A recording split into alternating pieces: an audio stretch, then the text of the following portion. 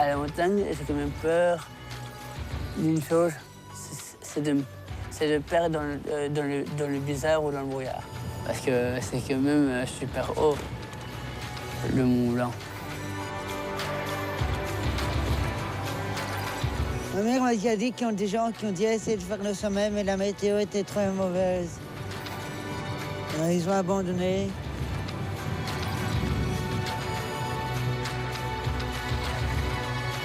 L'idée, c'est vraiment de se dire, on est là pour créer des possibles et pour montrer qu'on peut être ambitieux, qu'il faut être vraiment fort ambitieux, qu'on peut aller très loin avec eux.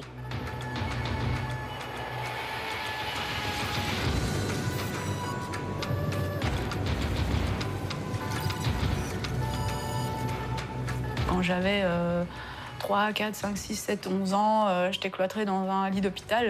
Là, maintenant, je suis là, j'y vais, quoi. Si je suis arrivée là, maintenant, aujourd'hui, pour faire ça, il faut que j'aille jusqu'au bout. Pour tout le trajet que j'ai fait jusque-là. Je veux y arriver, je veux y être, je veux arriver au sommet, je ne veux pas abandonner. L'abandon n'est pas une option, etc. Je me sens prêt dans la tête, je me sens prêt physiquement, mais devant la montagne, voilà, on n'est pas grand-chose. C'est parfois elle qui décide aussi, donc, donc on verra bien après, quoi.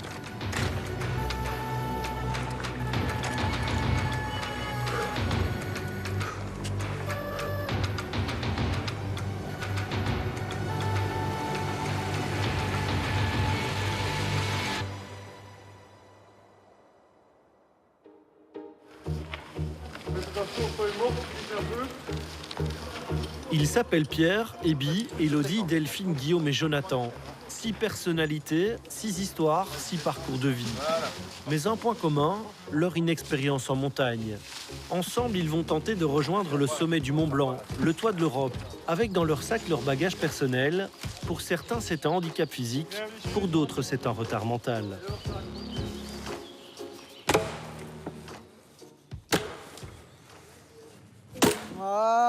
Je fends des bûches ou parfois je ramasse, ou parfois je mets des bûches sur le tas.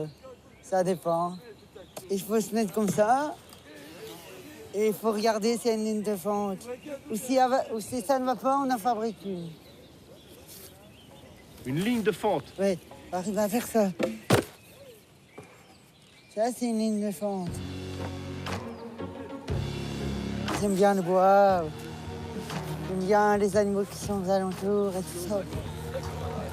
Plusieurs fois par semaine, Guillaume, 29 ans, participe aux activités de Timber, une ASBL qui accueille chaque jour une vingtaine d'adultes handicapés mentaux. Timber fait de l'exploitation forestière et vend du bois de chauffage. Depuis plusieurs années, Guillaume participe également à des stages à l'étranger avec Itinéraire, un service d'aide en milieu ouvert qui l'emmène faire de la randonnée et du chien de traîneau au Canada et en Laponie.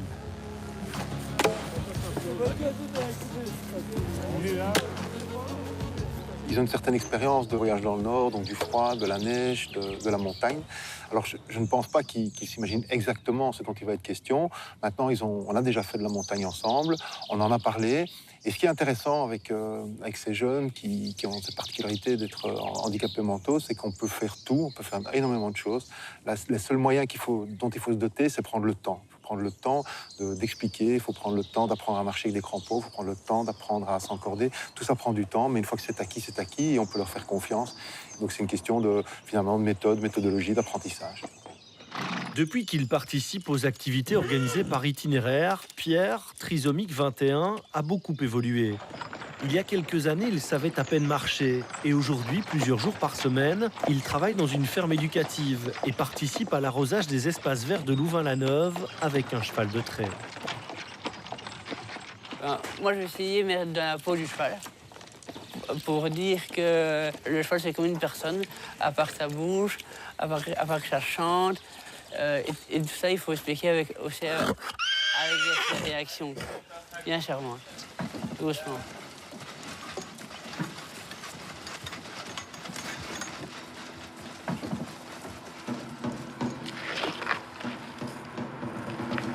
Voilà, je vous descends, assieds-toi, et vous mettez une main sur le rocher, une main sur le bois. Je laisse descendre tes jambes doucement. Elle est coincée, la boutique. Ils se sont rencontrés pour la première fois 3 mois plus tôt et se sont retrouvés pour s'entraîner. Un parcours accidenté en région namuroise et déjà les premières difficultés qui apparaissent. Il faut apprendre à trouver son équilibre sur terrain instable, appréhender le vide et apprendre à fonctionner ensemble. C'est pas une prise, ça, John. Si jamais il y en a un qui chute, tu vas te brûler avec la corde. Il faut éviter. Non, donne-le-moi. On va faire comme ça. Mais très vite, la mixité a fonctionné. Animés d'une énorme envie de se dépasser, de repousser leurs limites, de sortir de leur zone de confort, tous poursuivent le même objectif, ensemble, parce qu'ils sont différents.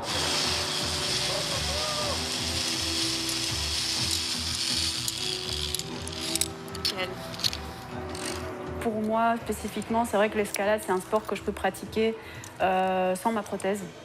Et pour moi, c'est hyper important. Donc c'est une liberté par rapport à ça aussi, de pouvoir la laisser de côté et de dire bon maintenant je grimpe avec juste moi et moi et de pouvoir faire travailler ma jambe comme il faut, d'avoir les sensations aussi de mon pied sur le mur, ce que je n'ai pas avec ma prothèse par exemple.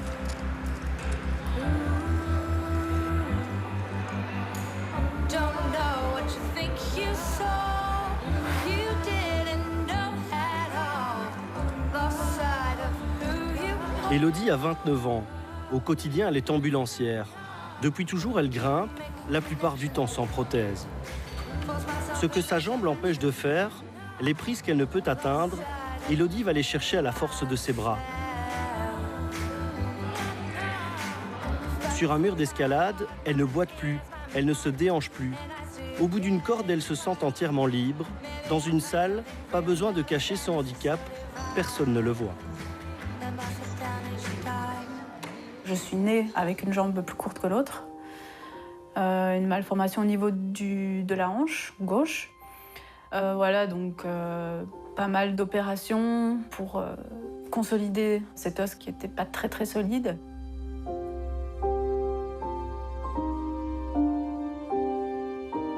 Un allongement aussi, donc on a allongé le fémur pour gagner quelques centimètres, on a quand même gagné 7 centimètres.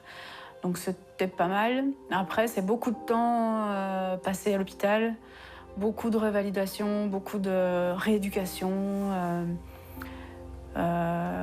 beaucoup de souffrance, je pense qu'on peut le dire, que ce soit pour moi ou pour les gens qui étaient autour de moi à ce moment-là.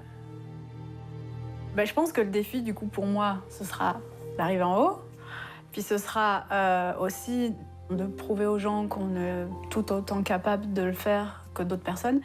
Et un défi qui sera quand même vachement plus perso et qui sera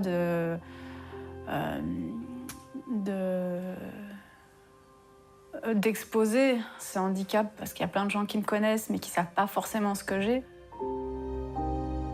Je me bats comme tout le monde se bat dans la vie. Hein. Il n'y a pas que moi. Et ce serait bête de s'arrêter avant d'être arrivé au bout de ce qu'on pouvait et de ce qu'on voulait, quoi. Ultoragem Club de Bruges et Bibruzakis. 0-0 et 16. Ultoragem qui domine ce début de match avec Jonathan Delaplace maintenant qui rentre dans le rectangle. Torgan Hazard face à Vladan Kujovic, Duarte. Le foot, c'est toute la vie d'Ebi. Journaliste sportif, il vit son rêve de devenir footballeur professionnel par procuration en commentant des rencontres pour la radio. Face à Vladan Kujovic, tire, c'est goal. L'odeur des vestiaires, il l'a connu comme joueur en équipe de jeunes. Aujourd'hui, il continue à jouer au mini-foot où ses réflexes et sa vivacité sont reconnus en tant que gardien de but, malgré une jambe gauche atrophiée musculairement suite à la polio.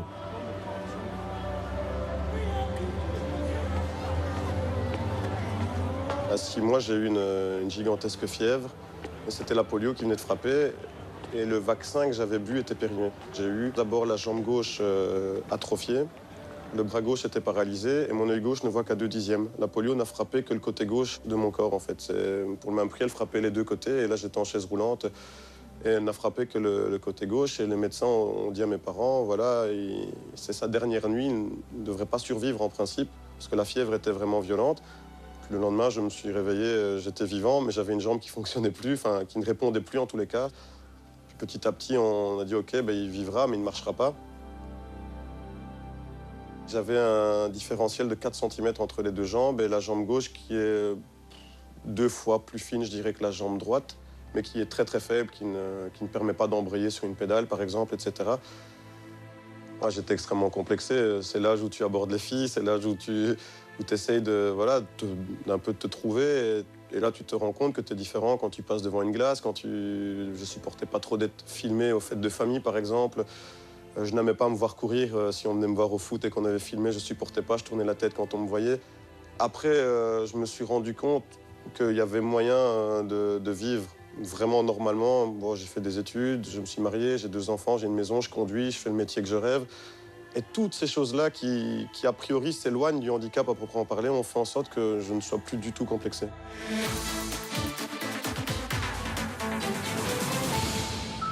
Delphine et Jonathan travaillent au journal télévisé de la RTBF. Ensemble, ils présentent le 15 minutes. Un duo complice et qui partage un point commun, celui de n'avoir jamais pratiqué l'alpinisme. Peut-être prendre du recul par rapport au... Alors après, ça permet d'enchaîner avec Une expérience nouvelle pour ces 2 journalistes au contact d'un univers qu'ils découvrent, celui du handicap. Quand on se lance dans un projet comme ça, on ne se sent pas du tout plus fort. En tout cas, à titre personnel, ça m'a même honnêtement remis en question. Ce qui me motive en premier, c'est de faire ça justement avec des personnes qui ont des difficultés clairement différentes des miennes, qui doivent vivre avec ces difficultés tous les jours. Et ça permet de replacer un peu les choses. Et ce que je trouve formidable, c'est de se dire que c'est ensemble qu'on va essayer de monter. Est-ce que parce que je suis valide, je dois assister un maximum les personnes moins valides, ou est-ce qu'au contraire, je dois avoir de la retenue? C'est vraiment une question que je me pose. Est-ce qu'il faut être là, très prévenant, au risque d'être trop présent? Ça peut vouloir dire, je mets le doigt sur ton problème, ta différence. Donc voilà, et en même temps, je suis sûr que moi, j'ai sûrement des difficultés que je vais découvrir. On a tous des difficultés, des angoisses, des fragilités par rapport à un truc comme le Mont Blanc. Matin première. Les sacs à dos sont prêts. Une équipe de la RTBF part pour Chamonix, une équipe accompagnée de personnes handicapées. Objectif, avaler les 4810 mètres du Mont Blanc. Cette équipe de 15 courageux qui part donc à l'ascension du Mont Blanc. C'est le défi Cap 48. 15 personnes qui prennent Chamonix, capitale européenne de l'alpinisme. C'est là que sont nés les sports de montagne. Un univers de roches, de neige et de glace longtemps inaccessible. Il faudra attendre 1786, après de nombreuses tentatives infructueuses, pour voir l'homme poser le pied sur le toit de l'Europe. Aujourd'hui, le massif du Mont Blanc est l'un des sites naturels les plus visités au monde, grâce notamment au téléphérique de l'Aiguille du Midi, qui permet aux touristes de voir le sommet de plus près et aux alpinistes d'accéder à un terrain de jeu sans limite.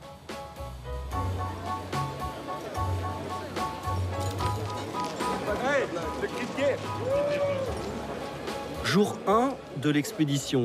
Le téléphérique emmène le groupe au plan de l'Aiguille, à 2317 mètres d'altitude, où l'aventure commence par 2 jours d'entraînement et d'acclimatation.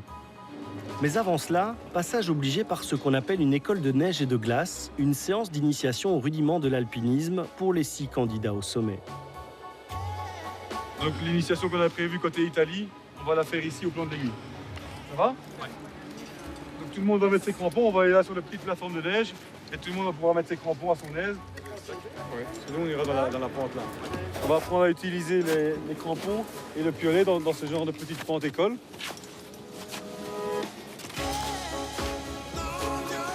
Il faut apprendre à marcher en cordée et à bien utiliser les crampons pour s'économiser en montée, assurer ses pas et sa sécurité.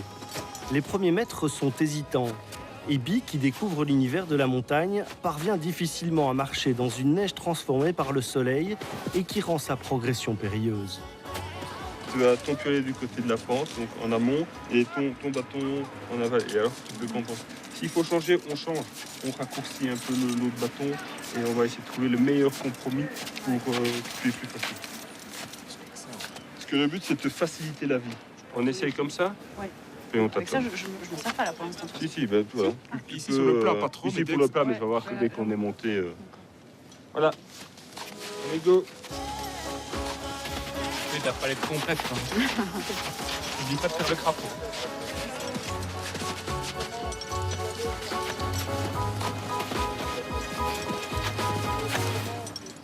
Tu dois essayer de vraiment garder le crampon stable et bien penser que toutes les pointes doivent être en contact dans le sens de la pente. Si tu tombes, tu me dis? Si je tombe, je te dis. Des problèmes d'équilibre, Elodie en connaît aussi, à cause de sa prothèse qui lui pose principalement souci quand le terrain glisse et quand la pente se fait plus raide. C'est assez drôle et c'est vachement technique quand même. La neige est vraiment pas plate, donc tu poses ton pied de travers, ton autre pied est complètement en dessous ou au-dessus. Il faut s'habituer. Donc il faut vraiment sentir avec la corde ou avec le bruit ce que l'autre est en train de ressentir. Tourne, quand je veux, je m'arrête. La première matinée sert aussi à apprendre à s'arrêter en cas de chute et à composer les cordées en fonction des particularités de chacun. Je vais faire une deuxième fois. C'est quand même un grand handicap de ne pas réussir à avoir deux appuis. Donc maintenant, il commence à s'en sortir avec les bâtons. Mais ça va être dur. Elle avait dur et puis elle a bien progressé en une demi-heure. De Tétrousse au goûter, ça va être la partie chaude, quand il faut monter sur le glacier. La plus technique, la plus chaude et à mon avis la plus difficile.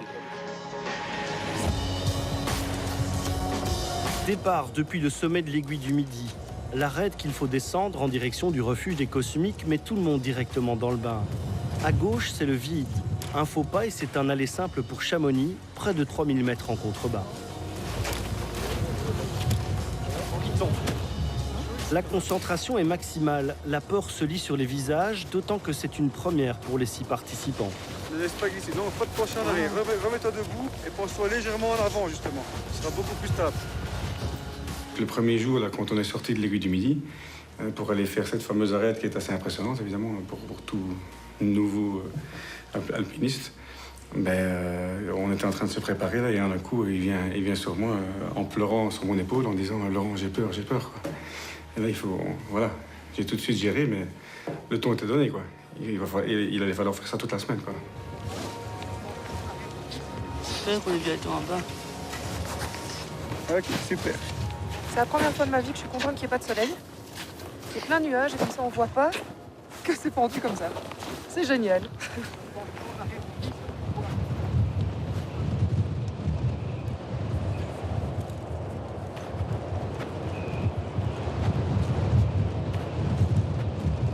La première est à gauche, la deuxième elle est toute petite, la troisième elle est un peu dans les nuages.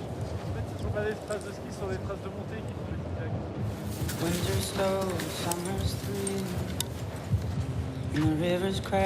Pour Ebi, les choses se compliquent dès le début.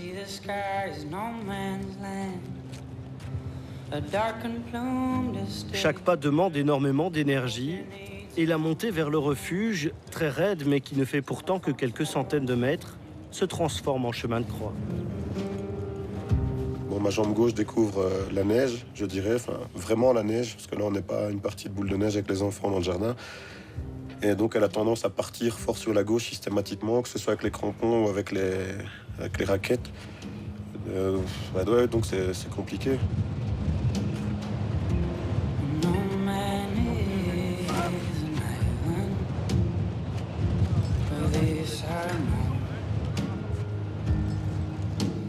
Frustration gigantesque parce que c'est un truc qui, je dirais, qui devient peut-être au-delà de mes forces, mais pas de ma faute en fait. C'est ça qui est difficile, c'est que tu trouves une solution, mais elle est valable 10 minutes, elle est valable un quart d'heure. Tu marches avec les raquettes à côté des sentiers, ça va très bien. Puis ça monte un peu, les raquettes deviennent trop lourdes, on passe aux crampons, puis les crampons deviennent trop lourds eux aussi, puis tu retires les crampons, tu passes au... Après, on va essayer de trouver des solutions techniques. Moi, les solutions morales, c'est à moi à les trouver, les solutions mentales, c'est à moi à les trouver. Et si jamais on combine les deux et puis qu'on voit qu'on n'y arrive pas, ben voilà, tant pis. Mais au moins, on aurait essayé.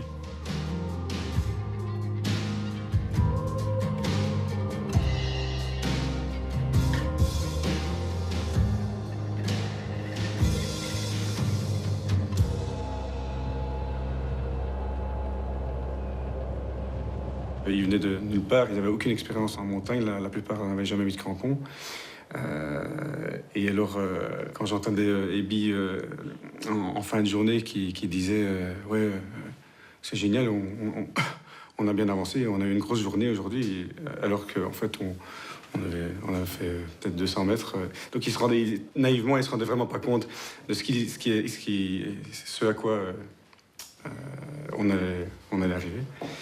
Et d'ailleurs, en fin de première journée, j'ai dû lui dire, hein, je lui dis clairement, si tu continues à ce rythme-là, on n'arrivera pas au sommet, quoi. Ça lui a donné une grosse claque dans la figure, mais c'était positif parce que dès le lendemain, il a accéléré le rythme et il a compris un peu plus où on en était. La première nuit passée en altitude permet à l'organisme de créer des globules rouges et de compenser naturellement le manque d'oxygène. Une première nuit que certains membres de l'équipe passeront sans encombre. D'autres, comme Delphine, connaîtront les premiers signes d'un mal aigu des montagnes, vertige, maux de tête et vomissements. De retour à Chamonix après cette première nuit à 4000 mètres, Thomas, parapentiste professionnel, emmène Ebi, Pierre et Guillaume pour une initiation au parapente. Il y a juste que ma femme m'a dit qu'il fallait que je revienne. Tu vas vraiment sentir qu'on s'envole. Vas-y. Ouais. Voilà. Tu sens? Ouais. Bon, c'est pas hyper confortable. Moi, je serai dans ton dos, je te retiendrai. Ouais. C'est comme ça que tu seras.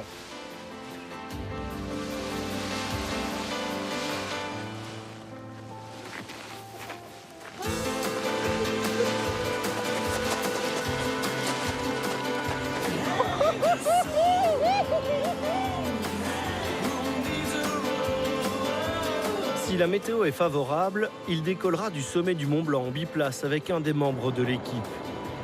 Mais un vol pareil ne s'improvise pas, il faut donc en répéter les moindres détails et préparer la phase cruciale du décollage. Les gens sont pas grands là. Non, les vaches non plus là.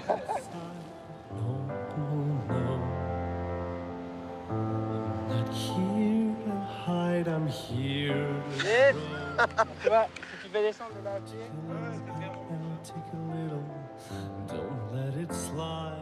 il y en a beaucoup qui ont mis les crampons pour la première fois, donc hier c'était pas du tout évident pour certains. On était très contents aujourd'hui de voir les progrès qui ont été faits, hein, pour tout le monde. Bon, il y a eu quelques soucis médicaux, comme Delphine par exemple avec son mal de montagne, hein, qui a voulu découvrir ce que c'était, donc voilà, maintenant tu as servi. Non, je sais. Maintenant tu sais, ça c'est fait. C'est chouette, hein. T'as raison, c'est très chouette. Il y aura des moments de faiblesse, il y aura des moments où il y en a certains qui vont craquer et d'autres peut-être pas. Voilà, ça fait partie de la montagne. Hein, on est là pour vous encadrer pour ça, mais il faut rester positif et motivé, même s'il y aura encore des couacs, ça je peux vous le dire, dans les jours qui suivent, même si la météo devient plus mauvaise que prévu, c'est pas grave, on avance quand même et jusqu'au moment où ça va ou ça va plus.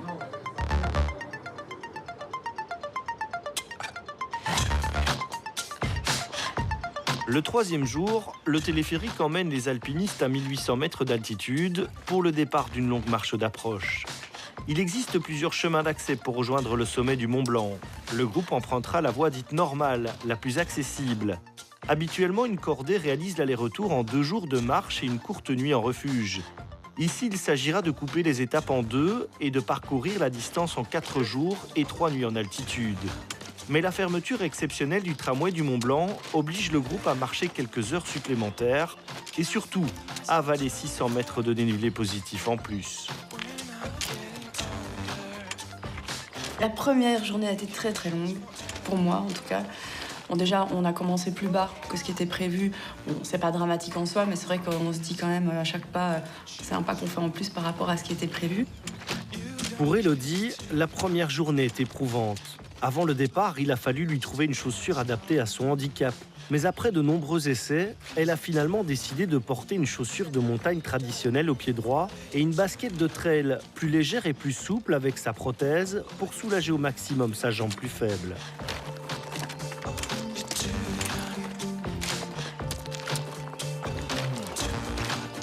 Pour nous qui avons un handicap, c'est pas forcément évident de changer. On se met en mode caillou, on marche dans les cailloux, ok. Après, on arrive dans la neige, il faut se mettre en mode neige, on change de chaussures, donc il faut se réadapter, retrouver une sorte d'équilibre, de stabilité là-dessus. Donc ça demande du travail, de la concentration et c'est fatigant. Le caillou est un ennemi, je sais pas si on s'en rend compte, mais chaque fois qu'on fait un pas, on perd un demi-pas en glissant vers l'arrière.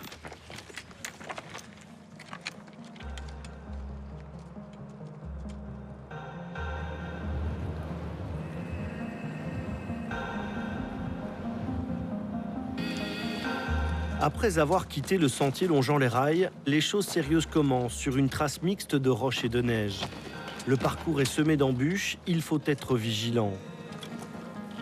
Pour Pierre et Guillaume, les moniteurs doivent faire attention à ce qu'ils posent chaque pied au bon endroit.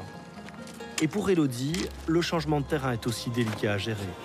Elle commençait à ramer, on avait un peu marre de glisser dans la neige. Elle garde toujours son sourire, elle est hyper positive. C'est vraiment, elle va de l'avant au propre comme au figuré, quoi. Quand soit je sentais qu'elle était derrière moi, j'entendais de temps en temps un « ça va, John ?» que j'aimais bien, parce que je me dis, si elle me demande si ça va, c'est qu'elle, manifestement, ça va. Et, ou alors j'étais dans ses pas et je la voyais se battre.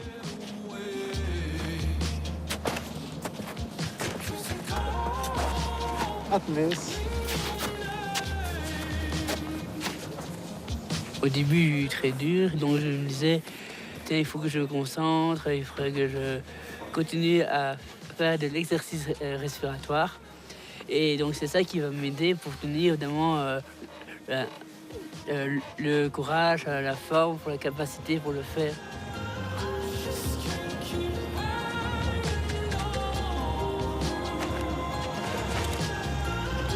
Et toi, Guillaume, comment tu te sens après cette première longue journée? Ça s'est passé bien. J'avais jamais fait de Mont Blanc. C'était vraiment très gai d'être ici. En plus, le paysage est très joli. Alors, tu as marché beaucoup avec Benoît aujourd'hui. Comment ça s'est passé? Vous êtes organisés comment tous les deux?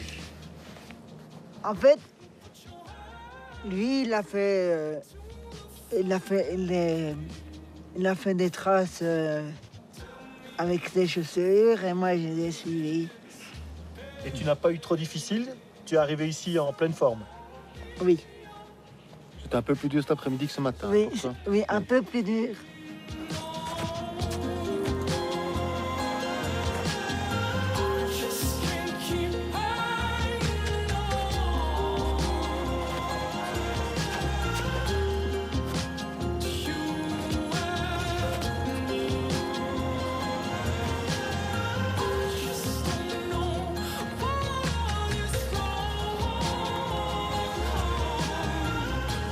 Pour rejoindre le refuge posé sur un éperon rocheux, il faut traverser le glacier de Tétrousse et avaler une dernière pente soutenue. Certains, comme Pierre et Guillaume, continuent sur le névé dans la partie enneigée, tandis qu'Élodie préfère rejoindre les rochers sur lesquels elle perd moins d'énergie.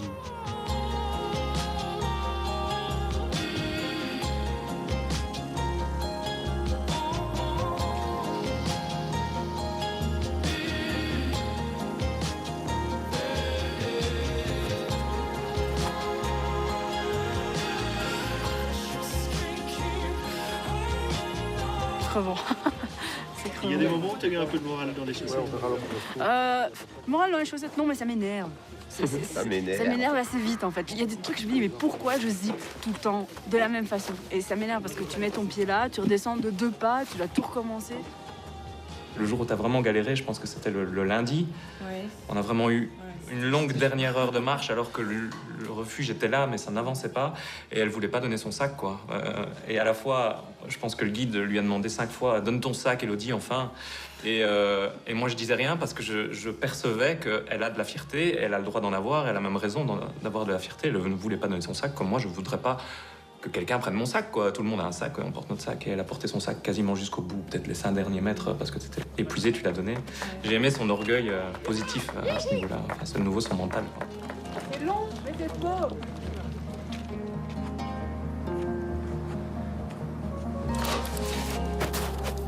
Allez, comment on est vive la cul? Ouais. Comment on est dit bien Clément? Allez! Allez, Luc!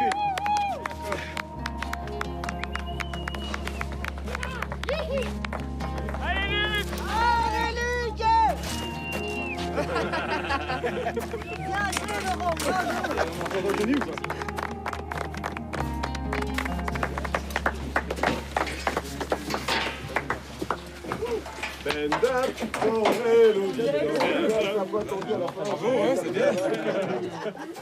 Ouais, c'était dur parce que c'était des grosses je marches. sais. Il y a des trucs que tu fais 10 fois mieux que moi. C'est bizarre, t'as vu, c'est marrant, Ouais, des c'est machins, fait, ça. parfois c'est l'inverse. C'est l'inverse. Faut qu'on se mette à deux pour Ouais, arriver en- Et surtout qu'on ne chope pas tous les deux le même en même temps, quoi. Oui, non, voilà. C'est long, mais Mais c'est pas grave, en fait.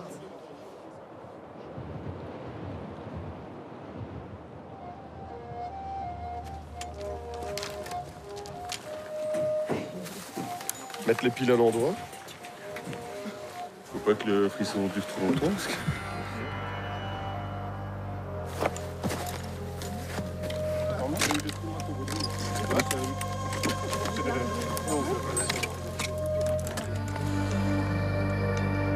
Départ au lever du jour en direction du refuge du Goûter, 600 mètres plus haut.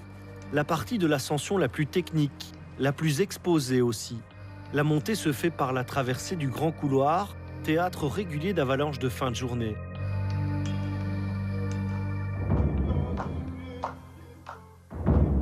Ce grand couloir, craint par tous les alpinistes, c'est le passage le plus délicat de l'ascension du Mont Blanc. Il faut le traverser rapidement pour éviter d'être pris dans une coulée de neige très fréquente à cet endroit.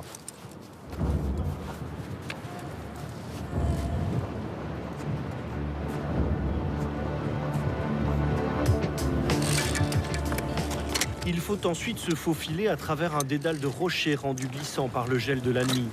Si jamais tu sens qu'un caillou tombe, tu gueules. Caillou, okay. D'accord? Dans cet univers, la cordée prend tout son sens. C'est à la vie, à la mort. Il m'a accompagné d'abord sur les rails et il m'a dit mets juste tes pas dans mes pas. Et je trouve que toute la symbolique, elle est merveilleuse. Il me dit tu t'occupes de rien, tu mets tes pieds dans mes pieds. On va avancer comme ça. Puis on est arrivé à la zone technique, je dirais, là, dans les rochers, les cailloux. Et là, j'ai compris ce que c'était, entre guillemets, de mettre sa vie entre les mains de quelqu'un. Il me disait mets ton pied là. Il mettait le pied avant sur un caillou. Si le caillou était ferme, je pouvais mettre mon pied et ainsi de suite.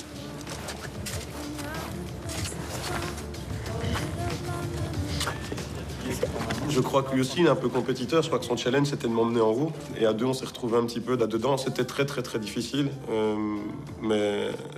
Mais grâce, je dirais, grâce à lui, et puis aussi grâce un peu à tout le monde, les encouragements des uns des autres, on y arrivait. Mais c'est vrai que mettre ses pas dans les pas de quelqu'un comme ça, moi, j'avais jamais fait ça de ma vie. Jamais, jamais, jamais, jamais. Quelqu'un que je connaissais depuis 2 jours aussi, il faut le souligner, quoi. Donc c'était particulier. Moi, j'ai vécu beaucoup de choses vraiment fortes.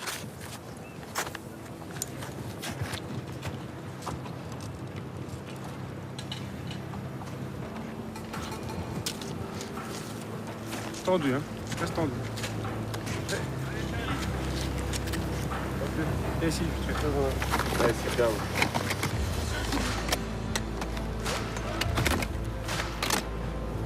On est sur du rocher, donc moi ça me parle plus que la neige. Plus que le contact avec le rocher, j'étais super contente en fait. C'est comme si j'avais plus touché de rocher depuis des années, alors que voilà, c'est un repère pour moi. Donc c'est vrai que ça m'a fait plaisir. Après, c'était pas forcément évident. Je pensais que ça allait être plus facile, mais c'était pas forcément évident parce que j'ai l'habitude de, quand je grimpe et quand je suis dans des milieux plus verticaux, de faire ça sans ma prothèse. Bon là, avec tout le matériel qu'on avait, c'est vrai que j'ai pas forcément pensé au début. T'es à pied, tu marches, donc moi j'ai besoin de ma prothèse. On arrive dans ce truc, je sais pas à l'avance à quoi m'attendre, donc est-ce que je la laisse, est-ce que je l'enlève? Voilà, c'est des questions qui étaient assez compliquées. Pour finir, j'ai fait tout avec et ça rajoute une difficulté par rapport aux perceptions que j'ai l'habitude d'avoir en milieu de plus vertical, quoi.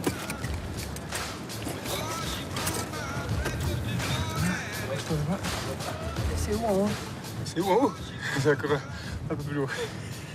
Mais... Tu vois? On suit toute l'arête là. Et puis on arrive juste en dessous du refuge.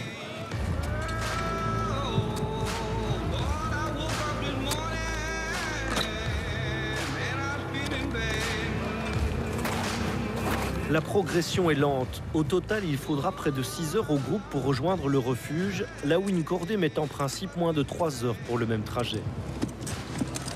Ok.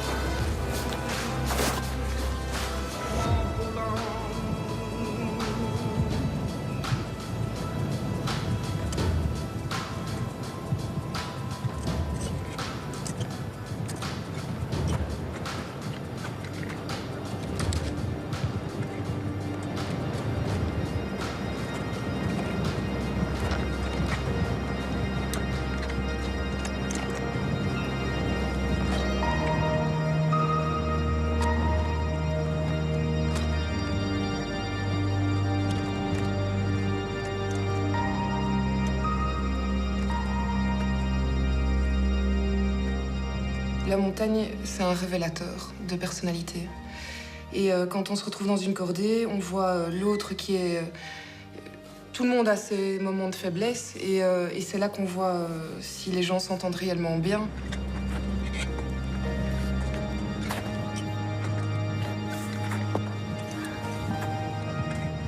Ça fait en sorte que simplement on pense moins à soi. Pour donner un bon exemple, dans l'ascension du goûter qui reste ma grosse épreuve, je pense que c'est pour ça qu'on s'est bien entendu avec Ebi, c'est que ça a été vraiment une épreuve pour nous deux. Moi, j'ai dû faire face vraiment à ma peur du vertige. Je pensais avoir le vertige avant de partir. Je confirme, j'ai le vertige et c'est tétanisant. Sauf que je me suis rendu compte pendant toute l'ascension que j'ai eu peur pour les autres tout le temps. Ça y est, je réponds à la première question, je suis déjà en train de pleurer. Et que le handicap de Ebi, il est visible, le handicap d'Elodie, il est visible, le handicap de Pierre et Guillaume aussi. Mais je sais très bien qu'on est tous avec des handicaps, on a tous notre histoire et nos failles. Alors, visiblement, c'est clair que Ebi me dit oui, tu m'as plus aidé parce que j'ai tiré sous la corde, je l'ai encouragé, j'ai mis mes pas. Physiquement, ça se voit, donner un petit bonbon. Physiquement, ça se voit parce que je force les pas pour qu'ils puissent passer dans les miens. Sauf que mentalement, mes handicaps, ils sont plus dans mon vécu et ils m'ont tout autant aidé.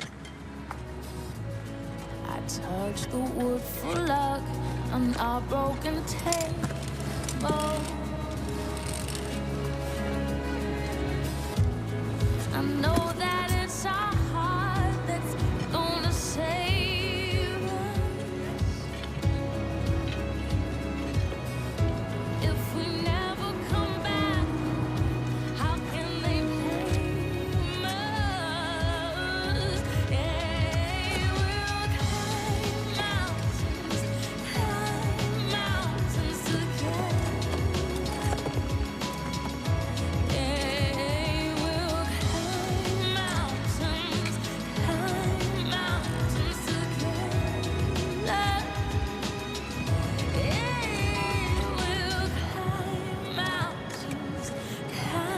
mountains together. Yeah, we'll climb mountains together.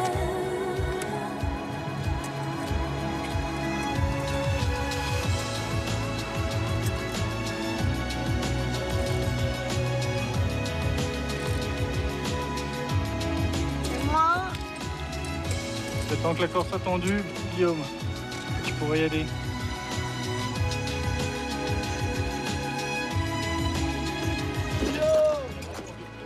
Allez Pierre, on y est. Continue. Allez Pierre. Allez Guillaume, allez Pierre. C'est bien les gars. On est là. Allez Guillaume, allez Pierre. Il y a plus que 15 mètres. 15 mètres. Et Pierre, quoi? Ça va? Ça va, j'ai pas fait très dur, mais... Elle est très dur, pourquoi? Pour la montée. C'est difficile? Pour la montée, tiens. Technique? Pour la montée, tiens. Oui. C'est bien, c'est clair. Bien battu.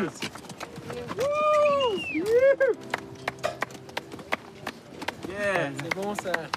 On va enlever tout ça. Eh, bravo ça. Bravo. C'est bien. Excellent. Alors, t'es content? Super, bravo, chef. C'est câlin, hein? Bravo. Magnifique, les gars. Bravo, Vraiment top. Je suis super fière de toi. Vraiment. Bravo, Pierre. Super. La classe.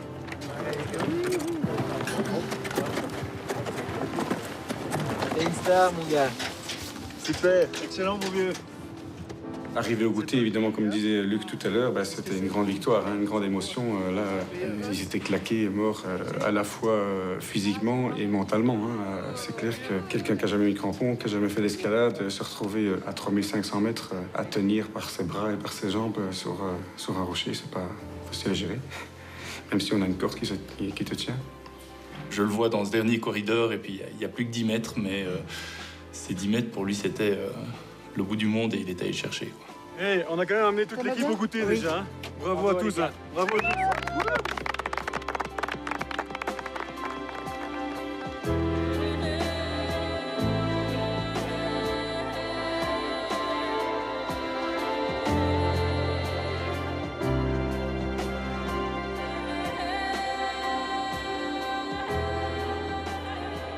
Augmentation des nuages et baisse du plafond nuageux par des développements de cumulonimbus.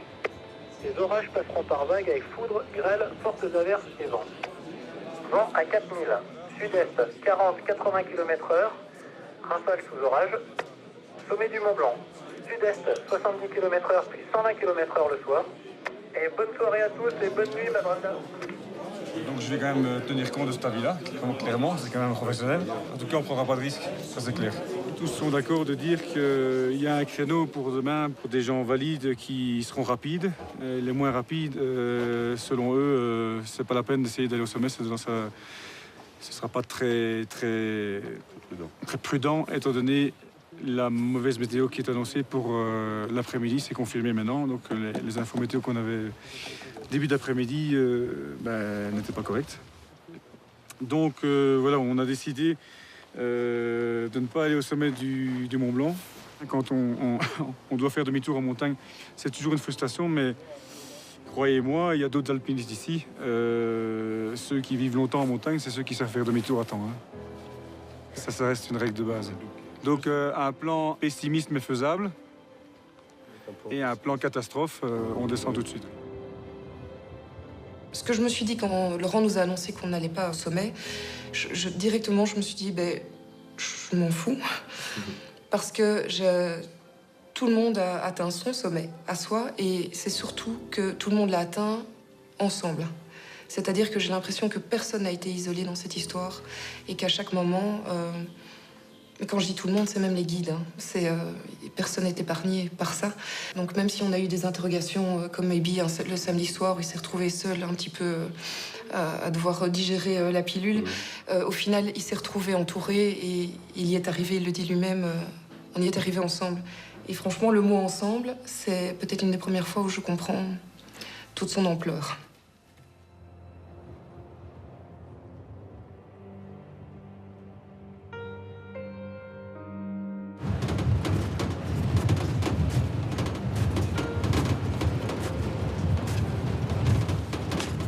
Réveil à 1h du matin.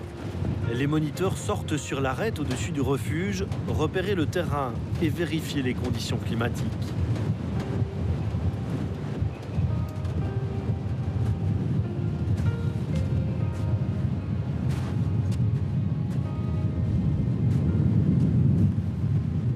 C'est encore beaucoup plus fort que quand je suis monté tantôt. L'intérêt c'est pour le retour, hein, tout seul. Ah oui, là on vole. La descente, plus le vent. Pour la descente, tu te laisses aller, en une demi-heure, t'es en bas. Hein.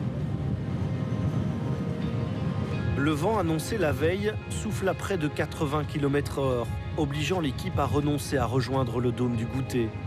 Des orages arrivent d'Italie et le mauvais temps devrait durer 2 jours. Le groupe devra donc entamer l'éprouvante descente vers la vallée. C'est infernal, ça souffle, je sais même pas si j'avais déjà vu un vent pareil. Je m'imagine pas marcher 5 heures ou 7 là-dedans, les autres non plus je pense, donc c'est décevant mais à la fois c'est peut-être rassurant de pas partir comme ça, comme des fous dans la montagne. C'est hyper frustrant parce qu'il paraît qu'on a tous dans les jambes le Mont Blanc, qu'on est tous capables de le faire. Alors quand on a en tête l'image de toute l'équipe qui arrive en haut planter le drapeau Cap 48, ça fait partie un peu du rêve. On avait vraiment envie de le faire maintenant, voilà. Faut accepter ce qu'on peut pas changer. Il y a une limite ici qui nous dépasse, la météo. On savait qu'elle existait, c'est la montagne, voilà, donc on va l'accepter. Et ce qu'on a fait jusqu'ici est déjà magnifique, mais quoi qu'il arrive, c'est une victoire. On est tous ensemble ici et on descendra tous ensemble.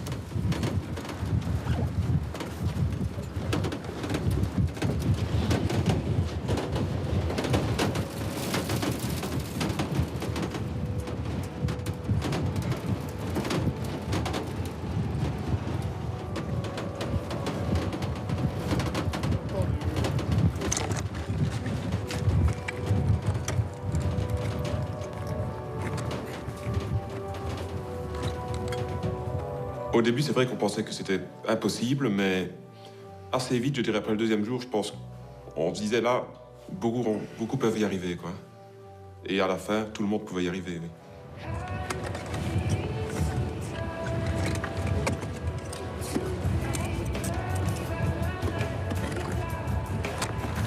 La technique, Ibi. Je me souviens d'un soir où Delphine me disait demain, j'ai déjà peur à l'idée de devoir remonter l'arête du Midi, de l'aiguille du Midi ou quoi que ce soit. Et pourtant, ben, elle y est allée, elle est remontée. Ça s'est bien passé. Ebi, le deuxième jour, tout le monde croyait que Ebi, il rentrait, il descendait dans la vallée, il repartirait pas. Il est reparti. Impressionnant. Je serai moins négatif dans l'avenir sur les capacités d'une personne à aller au sommet d'une montagne. J'aurai moins d'a priori. Parce que si on voit au tout début du séjour, on ne donnait pas beaucoup de chance à beaucoup de monde. Et puis à la fin, tout le monde avait les capacités d'y aller. Ouais, c'est bien. Vas-y, Guillaume, les deux jambes. Avance, encore, Guillaume, dépasse les deux jambes. Encore, l'autre jambe. D'abord l'autre jambe. Les deux devant, Pierre. Hop, et puis fais aller. Go. Hop. C'est eux qui n'ont jamais renoncé. C'est assez spectaculaire. Enfin, tous les 6. Merci, derrière. Voilà, au-dessus, les deux jambes.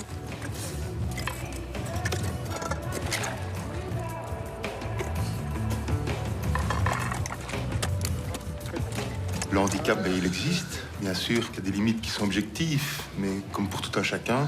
Mais je pense qu'on prouve ici, avec ce projet, une fois de plus, qu'il y a moyen d'aller loin, d'aller très loin, d'ouvrir des portes et de créer des possibles. Et donc ça, c'est vraiment un message que moi j'aimerais faire passer, c'est allons-y, soyons ambitieux, ensemble, avec le monde du handicap. Quand tu vis un projet comme ça, tu as envie d'en faire d'autres maintenant? Oui, j'ai envie d'en faire d'autres. Ben, moi j'ai plein de projets, donc ici j'ai fait des projets depuis 14 ans avec Yves et avec sa petite famille. Pour le reste, ben, pour dire franchement la possession de Yves, pour moi c'est un homme magicien parce qu'il sait comment ça se passe, pourquoi on a peur, il faut en parler, etc. Moi je trouve que oui, c'est un type bien et je l'aime, donc en partie c'est ça qui me fait vraiment pousser à y aller faire des grands voyages comme le Canada, comme en Suède, comme en Finlande. De faire des choses comme ça, franchement dans ma vie c'est quand même extraordinaire que je fais avec lui. Merci beaucoup. C'est bien les gars. Merci beaucoup Pierre.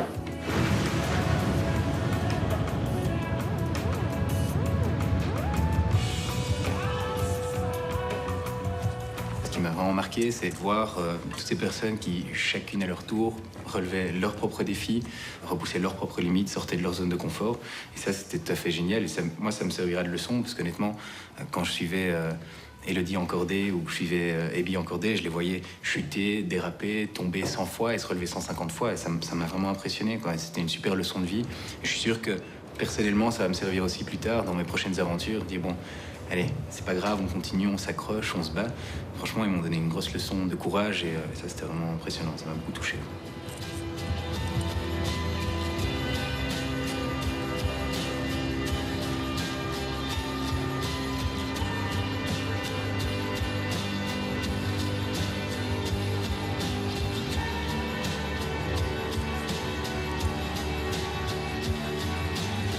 Sunlight comes creeping in, illuminates our skin.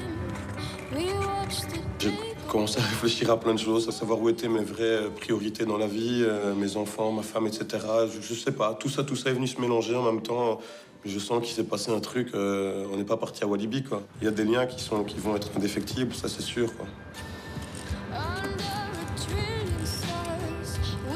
J'ai l'impression qu'on est un peu naïf par rapport à ce Mont Blanc, parce que nous, On a tous considéré dans nos têtes que le Mont Blanc, on allait le faire, on pouvait le faire. Et en parlant après le soir avec les guides, on se rend bien compte, ils nous ont tous dit, moi j'ai pas fait le Mont Blanc, comme mon premier mont, c'était pas le Mont Blanc. Et là on se dit, ah oui c'est vrai, en fait le Mont Blanc c'est quand même le Mont Blanc, quoi. Et c'est marrant parce que, enfin, j'ai entendu beaucoup qui disaient, oui, quand on est arrivé au sommet. Et alors, en fait, pour nous, je pense que le sommet, on l'a atteint, même si c'est pas le sommet du Mont Blanc, c'était le sommet de cette aventure-ci. Et notre sommet, c'est tout ça, quoi. C'est d'avoir pu avancer tous ensemble, d'être arrivés tous ensemble au même endroit, d'être redescendus tous ensemble. Et je pense que c'est très symbolique de notre groupe, c'est qu'on a tous été toujours tous ensemble.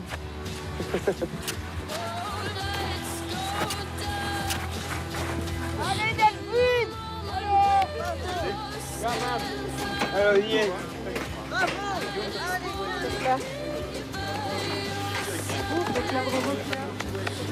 Bravo, Guillaume. Oui, ça a été fantastique.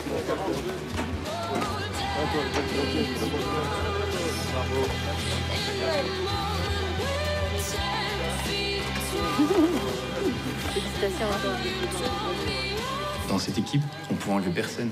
T'enlevais une brique et le mur s'écroulait. Et ça, c'était assez génial de voir la cohésion dans ce groupe, quoi. Merci. C'est le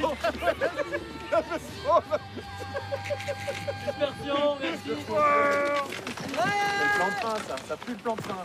Ça pue le plan de fin.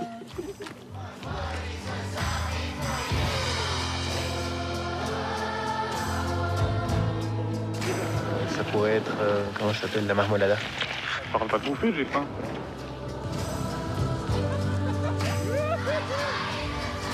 C'est synchro ton truc? Ouais, c'est synchro. Après 6 heures de marche, ça va être... J'y vais, hein. À demain. À demain. À mercredi. Ouais, elle va au sommet en fait. Et tu vas pas commencer, ça va? On est au sommet? Ouais. C'est bon? Parce que moi j'ai des choses à raconter sur toi, tu sais. Ça, je sais. Moi je vais me terrer des choses. Oui, j'en connais aussi sur toi. Ça va. Bon, tu verras ici au début, ça impressionne un petit peu, mais t'inquiète pas, pas de soucis.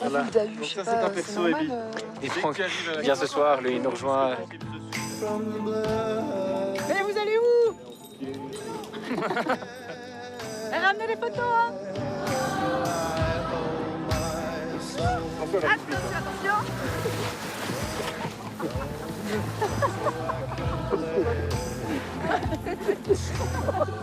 Nous aussi on peut le faire en marche arrière.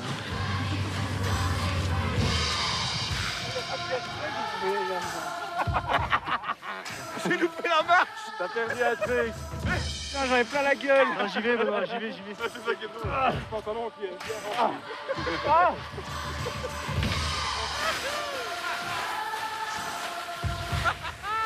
Ça va les mecs? Yeah, man. Excellent.